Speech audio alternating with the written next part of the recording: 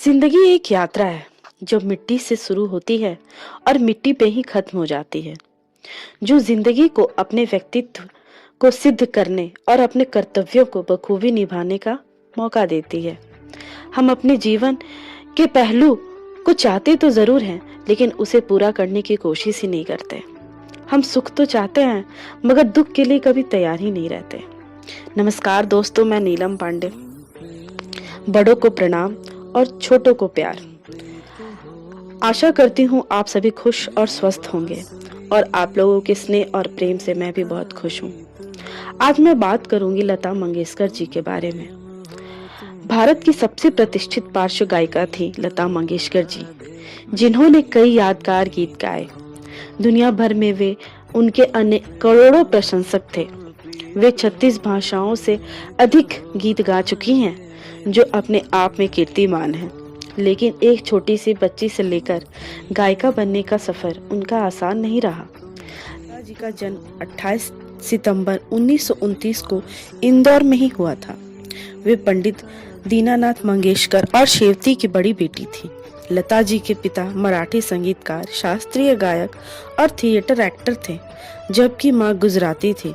लता के जन्म के समय उनका नाम हेमा रखा गया, जिसे बदल कर लता कर दिया गया। बचपन से ही लता को घर में ही गीत संगीत का माहौल मिला और वे उसी ओर आकर्षित हुई। 5 वर्ष से ही लता जी को उनके पिता संगीत सिखाने लगे। लता जी को स्कूल भी भेजा गया, लेकिन पहले ही दिन उनकी टीचर से अनबन हो गई। फिर अचानक ऐसा समय आया 1942 में लता जी के पर मुसीबतों का पहाड़ टूट गया। उनके पिता की मृत्यु हो गई। तब लता सिर्फ 13 वर्ष की ही थी। लता पर परिवार का बोझ आ गया। उनके पिता नहीं चाहते थे कि लता कभी फिल्मों की दुनिया में कदम रखे, लेकिन घर की जिम्मेदारियों के कारण उन्हें मूवी कंपनी में काम करना पड़ा। मंगेशकर परिवार के नजदीकी लोगों ने लता के करियर गायिका और अभिनेत्री के रूप में संवारने के लिए मदद की। लता को अभिनय पसंद नहीं था, लेकिन पैसों की तंगी के कारण उन्होंने कुछ हिंदी और मराठी फिल्मों में अभिनय किया। मंगला गौर मांझे, बाल, गौ भाऊ, बड़ी माँ, जीवन यात्रा जैसी फिल्मों में छोटी मोटी भूमिकाएं अदा की। लता जी को पहली बार 1949 में गाने का अवसर मिला। वो गाना रिकॉर्ड भी हुई, लेकिन फाइनल कट में वो गाना को काट दिया गया। 1942 में रिलीज हुई फिल्म मंगला गौर में लता दीदी की आवाज सुनने को मिली। 1945 में लता मुंबई शिफ्ट हो गई। उनके बाद उनका करियर आकार लेने लगा। 1946 में रिलीज हुई आपकी सेवा में गाए गीत लोगों का ध्यान अपनी ओर आकर्षित किया। लेकिन अभी भी लता के जीवन में संघर्ष खत्म नहीं हुआ था। आगे कठिनाइयां उनका रास्ता देख रही थी।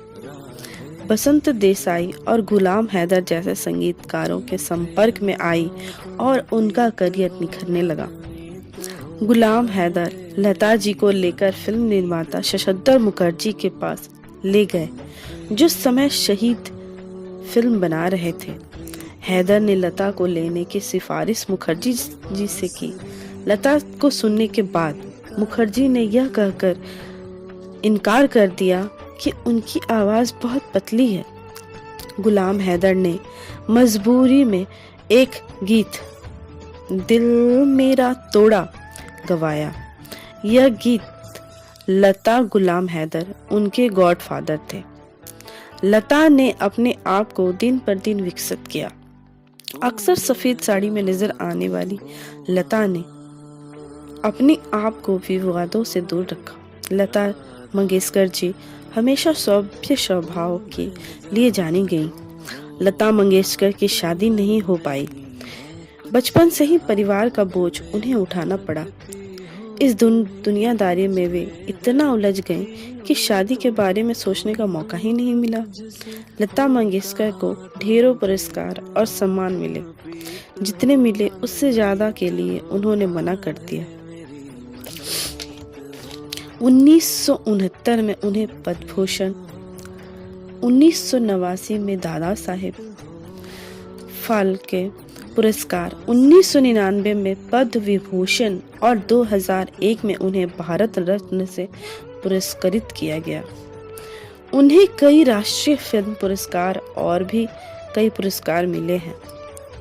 मधुर गायिका लता जी को एक समय मीठा जहर देकर भी मारने की कोशिश की गई थी। वह 3 दिन तक इस जहर के कारण मौत के बीच संघर्ष कर रही थी। उनके बाद उन्हें 3 महीने का समय लगा ठीक होने के लिए। आइए बात करते हैं अब उनकी हॉबीज की। लता के लिए गाना पूजा के समान लगता था, इसलिए वह नंगे पांव गाती थी। उनको फोटोग्राफी का भी शौक था। खेलों में उन्हें क्रिकेट का बहुत शौक था। कागज में कुछ भी लिखने से पहले वह श्री कृष्ण लिखती थी। लता जी की सोने से पहले भगवान को धन्यवाद भी कहती थी। आखिर वह समय आया जब लता जी हम लोगों को छोड़कर अलविदा कह गई। महान गायिका लता जी का 6 फरवरी 2022 में ही निधन हो गया। लता मंगेशकर जी ने बहुत अच्छी बात कही थी कि हमें अपने जीवन में कभी भी हार नहीं माननी चाहिए, लगातार कर्म करते रहने चाहिए। एक न एक दिन हमें सफलता जरूर मिलेगी।